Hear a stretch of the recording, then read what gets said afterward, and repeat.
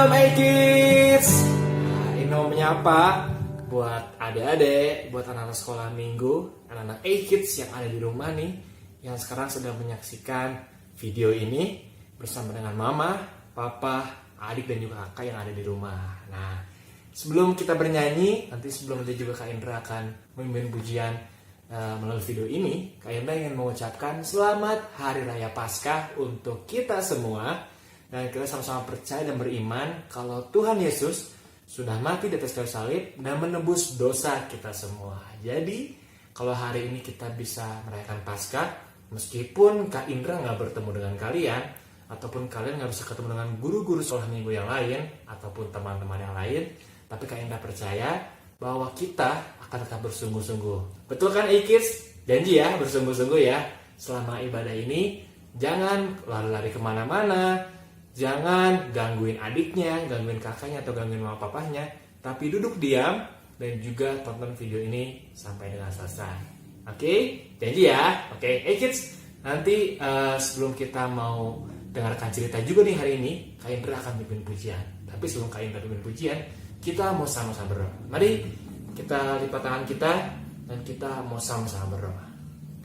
Tuhan Yesus, kami sungguh bersyukur kalau hari ini kami bisa merayakan Paskah di rumah kami masing-masing. Kami percaya Tuhan bahwa Tuhan bersama dengan kami dan bahwa kami Tuhan mau sungguh-sungguh merayakan ibadah Paskah ini dengan segenap hati kami, bersama dengan orang tua kami di rumah, bersama dengan kakak adik kami di rumah. Kami percaya bahwa Tuhan menyertai kami dan Kau senantiasa beserta dengan kami Tuhan.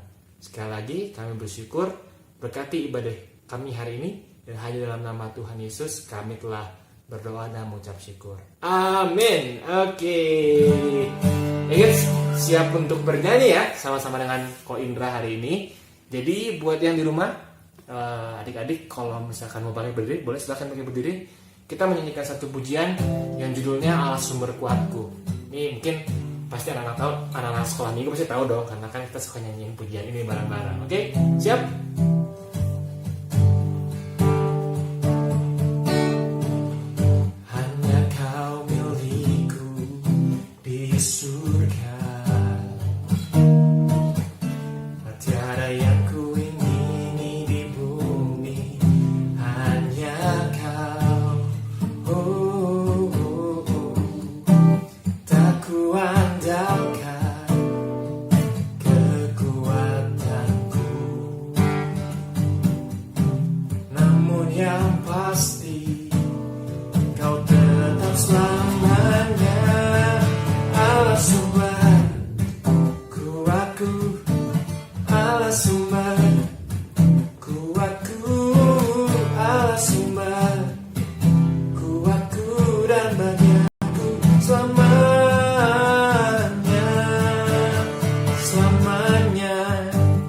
Semangat lagi ya, siap kids? Kita mau katakan bahwa hanya Kau milikku di surga. Hanya Kau milikku di surga. Tiada yang ku ingini di bumi. Hanya Kau, tak ku andalkan, tak ku andalkan kekuatanku. Pasti Kau tetap selamanya Allah sumber kuatku, Allah sumber kuatku, Allah sumber kuatku dan bagianku semuanya. Allah sumber kuatku, Allah sumber kuatku, Allah sembah kuatku dan bagianku selamanya, selamanya, selamanya, selamanya. Tepuk tangan buat Tuhan kita yang luar biasa. Amin. Oke, kids, sekali lagi Kak Indra yang menyapa kalian semua. Semoga semangat dan sukacita yang Kak Indra rasakan di rumah Kak Indra bisa juga dirasakan oleh teman-teman, karena Tuhan hadir di setiap hati kita dimanapun kita berada. Amin. Oke, Kids, kita lagi akan mendengarkan cerita dan juga firman yang akan dibawakan oleh pembawa firman. Jadi siapkan hati kita. Kak Indra mau ajak kita untuk sejenak menenangkan hati kita memfokuskan hati kita sama Tuhan, kita memberikan yang terbaik, pujian kita, penyembahan kita hanya untuk Tuhan. Kita sama-sama nyanyikan pujian kasih yang sempurna. Kasih yang sempurna telah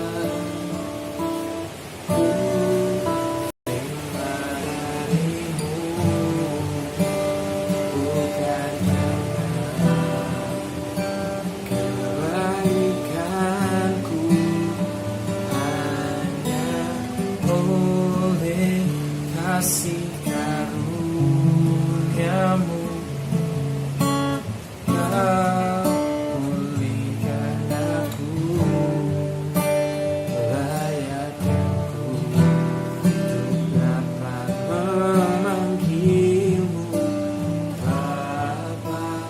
Kau beri yang ku pinta saat ku mencari, mendapatkan. Ku ketuk pintumu dan kau bukakan, sebab kau Bapa-Ku, Bapa yang kekal. Takkan kau biarkan aku melangkah hanya sendirian. Kau selalu ada bagiku, sebab kau Bapa-Ku, Bapa yang kekal. Kita sama-sama nyanyikan pujiannya dari awal lagi. Mari siapkan hati kita memberikan yang terbaik untuk Tuhan. Kasih yang sempurna telah ku terima darimu, bukan karena kebaikanku, hanya oleh kasih karuniamu kau pulihkan aku, layakkan ku dapat memanggilmu Bapa. Kau beri yang ku minta saat ku mencari, ku mendapatkan. Ku ketuk pintumu dan kau bukakan, sebab kau Bapa-Ku, Bapa yang kekal. Takkan kau biarkan aku melangkah hanya sendirian. Kau selalu ada bagiku, sebab kau Bapa-Ku, Bapa yang kekal. Menyanyikan pujian dengan lembut, refnya saja. Kau beri yang ku pinta Tuhan, kau beri yang ku pinta saat ku mencari, ku mendapatkan. Ku ketuk pintumu dan kau bukakan, sebab kau Bapa-Ku, Bapa yang kekal. Takkan kau biarkan aku melangkah hanya sendirian.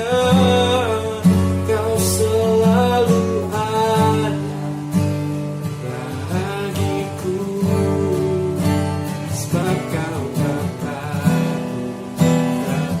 yang dekat, kau selalu ada bagiku,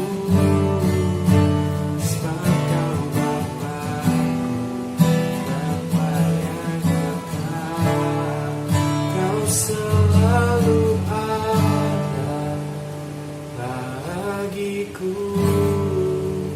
sebab kau Bapa yang dekat.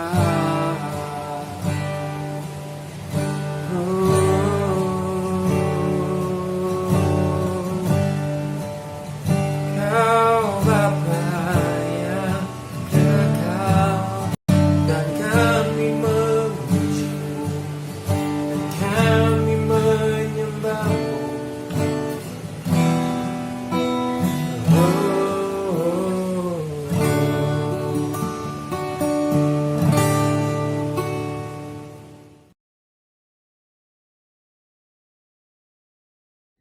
Selamat pagi adik-adik yang saya kasihi. Saya diberikan tugas oleh panitia dari panitia Paskah sekolah minggu kita untuk menyampaikan renungan di anak-anak APG. Sedih kalau kita melihat kondisi sekarang ini, kita hanya beribadah lewat online, tetapi kita harus tetap bersyukur kalau Tuhan tetap memberikan izin untuk kita boleh menikmati kekuatan firman dalam hidup kita. Nah, sebelumnya kita sama-sama berdoa. Tuhan Yesus yang baik, Allah yang bertahta di tengah-tengah kerajaan surga, kami datang di hadapan Tuhan, membuka hati kami untuk kami menikmati firman-Mu dan menjadikan satu rema dalam hidup kami, bahwa firman itu berkuasa mengubahkan hidup kami. Kami berdoa, buka hati kami masing-masing untuk kami menerima kejelasan firman ini. Di dalam nama Tuhan Yesus Kristus kami berdoa. Amin. Judulnya tentang Great Love, kasih yang besar. Dibuka dalam 1 Korintus 15 ayat 3 sampai dengan 4. Sebab yang sangat penting telah kusampaikan kepadamu, yaitu apa yang telah kuterima sendiri. Ialah bahwa Kristus telah mati karena dosa-dosa kita sesuai dengan kitab suci, bahwa ia telah dikuburkan dan bahkan ia telah dibangkitkan pada hari ketiga sesuai dengan firman kitab suci. Satu ilustrasi yang saya akan bagikan, ada dua orang bersaudara, kakak adik ini hidup dalam keluarga miskin. Sepatu adiknya rusak dan tidak bisa dipakai lagi, sedangkan dia harus ke sekolah dengan menggunakan sepatu. Si kakak berbicara kepada adiknya begini, udah dek, kita gunakan sepatu kita dan kita gantian. Kamu pagi, kakak sore. Nah, kemudian di tengah-tengah perjalanan mereka dalam sekolah, ternyata si kakak ini berulang kali terlambat. Dan dia mendapatkan teguran dari gurunya karena keterlambatan ini. Kemudian di satu hari terjadi musibah yang sangat membuat kakak ini semakin dihukum di sekolah. Sepatu yang kedodoran yang dipakai adiknya ini masuk ke dalam selokan. Sang adik mengejar sepatu ini, tetapi kesulitan dia saat sepatu itu tersangkut di selokan yang tertutup. Anak ini menangis, kemudian ada orang tua yang datang menolong, dan akhirnya sepatu ini boleh dibawa pulang kembali. Dengan situasi sepatu yang basah dan kotor, adik ini berlari kencang ke rumah dan menyerahkan sepatu ini untuk dipakai kakaknya kembali ke sekolah.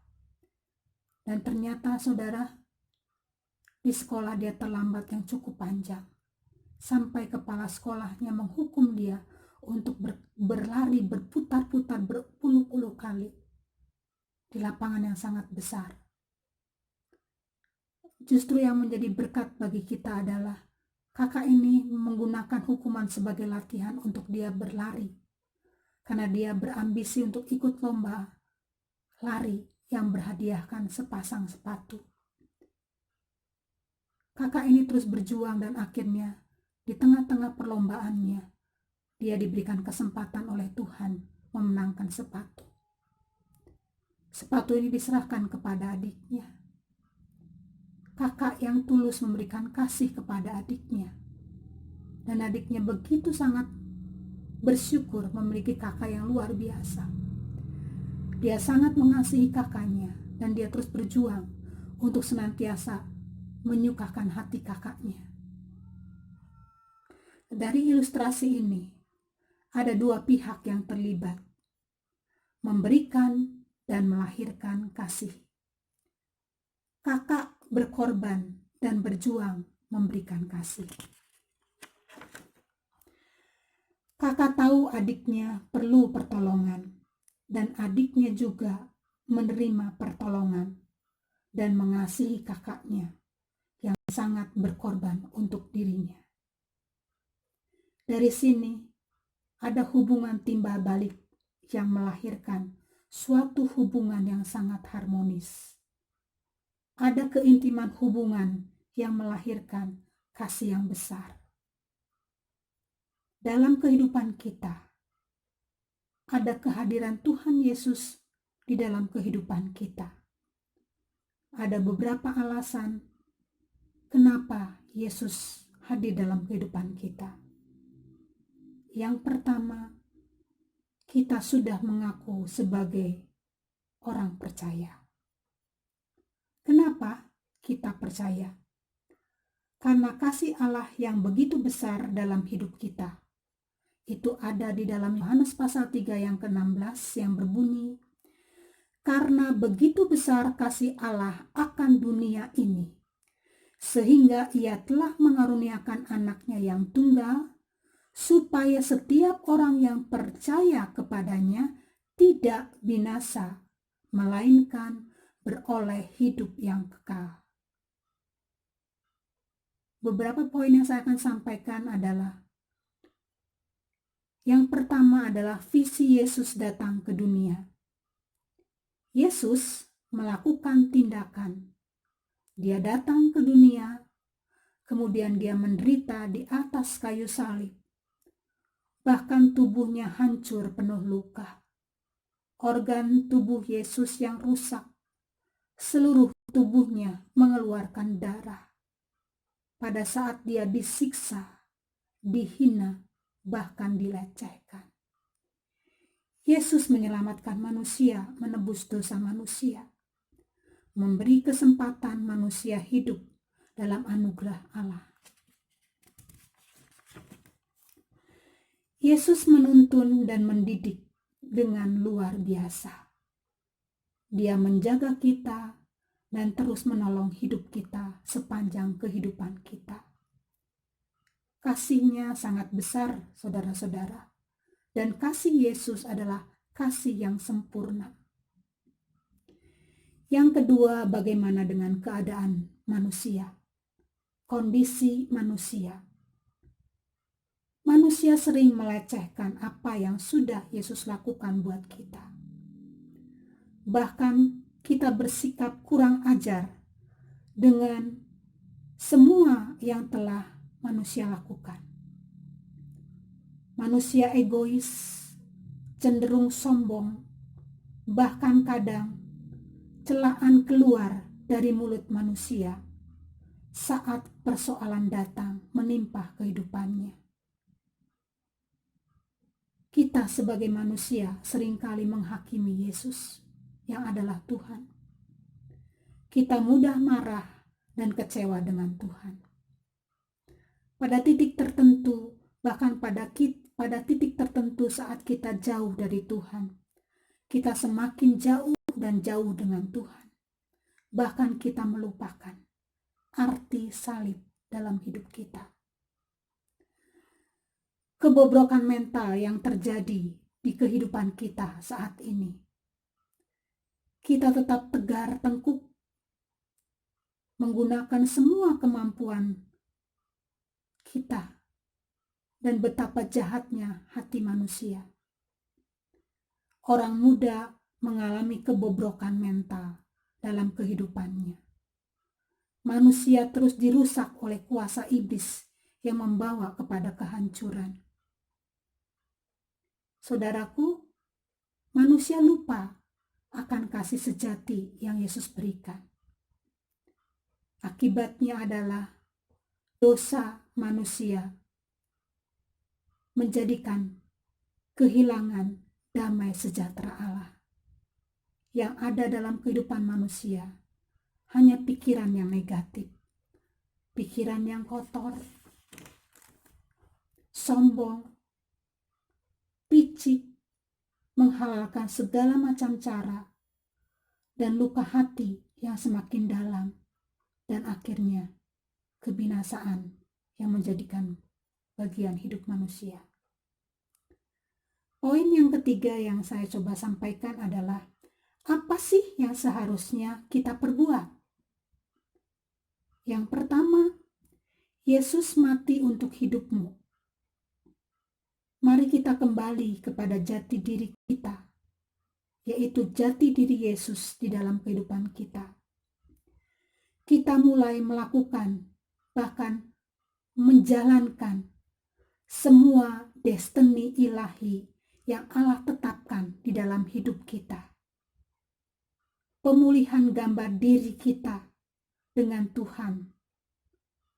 Berseru, maka Tuhan akan menjawab engkau.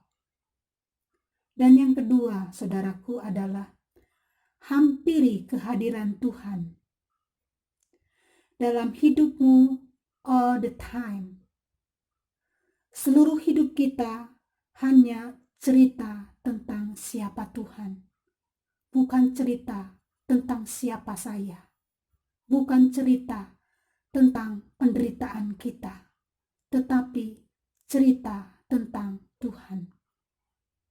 Dan yang ketiga, saudaraku, aplikasikan pertobatanmu. Jadilah bijak dan sadari dalam dirimu, ada butiran darah Yesus yang bersatu dengan darah kita, dan itu mengalir di dalam seluruh tubuh kita. Artinya, kasih Allah itu ada di hidup kita, dan alirkan itu kepada sesama kita. Miliki kasih dan kepedulian pada sesama.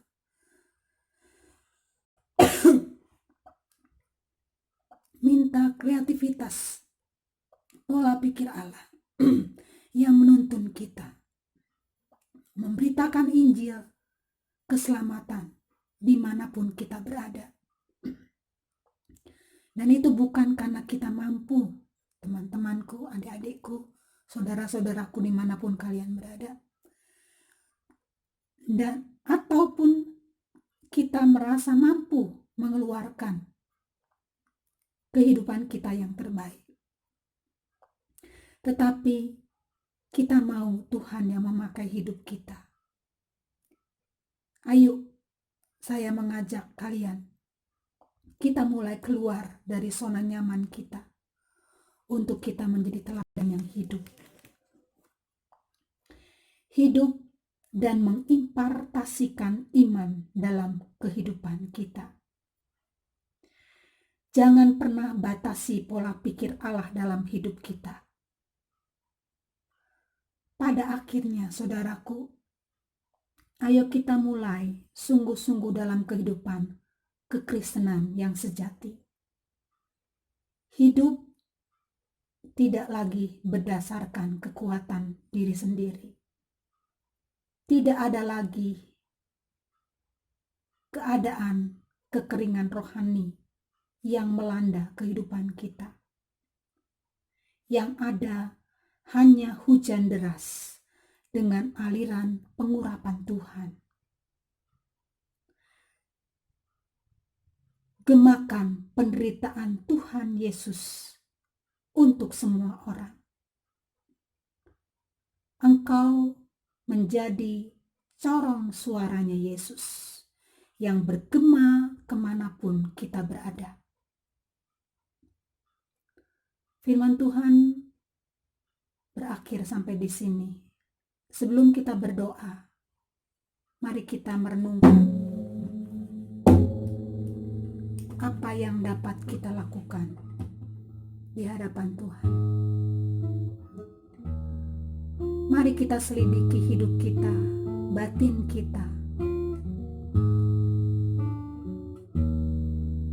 Kita temukan dosa yang menjadi penghalang dalam kehidupan kita dengan Tuhan. Setelah kita menemukan penghalang dosa dalam hidup kita, akui dan bertobat, dan mulai berjalan dengan Tuhan. Minta kepada Tuhan pada pagi hari ini kasih-Nya yang sejati, sehingga kita peduli dengan banyak orang. Kita mulai bisa mengasihi banyak orang, membawa banyak orang ke dalam jalan-jalan Tuhan, hidup bersama dengan Tuhan, menikmati kebahagiaan bersama dengan Tuhan. Jangan keraskan hatimu, jangan menganggap engkau bijak, tetapi sadarilah pada pagi hari ini, Tuhan, aku membutuhkan Engkau, Tuhan. Aku mau dibajak kembali oleh Engkau, Tuhan. Alirkan darah-Mu di dalam hidup kami. Alirkan semangat-Mu yang pantang menyerah untuk menyelamatkan kami. Tuntun setiap jalan-jalan kami, Tuhan. Bentuk hati kami menjadi seturut dengan apa yang Tuhan mau. Kami sadar, Tuhan, kami hanya membutuhkan Engkau. Kami sadar, Tuhan, kami hanya membutuhkan kesetiaan Tuhan dalam hidup kami. Bapa, saat ini hamba-Mu berdoa untuk tangan-tangan yang terangkat di hadapan Tuhan. Alirkan kasih-Mu atas mereka, Tuhan. Masuk ke dalam lubuk hati mereka satu demi satu dimanapun mereka berada. Jangan Engkau lihat dosa mereka, tetapi Engkau lihat kerinduan mereka untuk kembali kepada salib Kristus. Dan lewat kebaktian Paskah kami pada saat ini, kami diperbaharui, kami dibentuk kembali oleh jati diri Allah dalam hidup kami. Tuhan Yesus berkati kami masing-masing. Taruhkan iman yang kuat menghadapi badai kehidupan yang sedang menerpa saat ini. Berikan darah-Mu kepada setiap kami dan keluarga kami masing-masing, Tuhan. Ada kekuatan, ada pertolongan Tuhan, ada kegenapan firman-Mu yang terjadi dalam kehidupan kami. Sampai kami tahu, Tuhan, hidup kami disempurnakan oleh kasih Tuhan. Berjalan di dalam setiap jalan hidup kami, Bapa. Kami mau melangkah dan maju bersama dengan Tuhan. Dan saat ini kami juga berdoa untuk Indonesia yang kami kasihi, Bapa. Turunkan hujan pertobatan, Tuhan. Banyak jiwa yang mengaku Yesus adalah Tuhan. Pulihkan bangsa ini, Bapa. Pulihkan bangsa ini, Bapa. Kami berdoa untuk para dokter dan aparat kesehatan yang sedang berjuang. Jaga kesehatan mereka. Darah Yesus yang menutup bungkus mereka. Saat mereka menumpangkan tangan, saat mereka mengobati banyak orang. Kuasa bilur-bilur-Mu yang menjadi tahir adanya, Bapa. Dan setiap penderita diberikan daya juang. konsentrasi berfokus dengan Tuhan, bahkan kesembuhan, kemampuan untuk mereka bertahan dalam menghadapi setiap sakit penyakit yang ada dalam tubuh mereka. Kami bersyukur Tuhan, dan kami mau menyerahkan segala kehidupan kami dari sekarang sampai selama-lamanya. Kami berdoa dan mengucap syukur.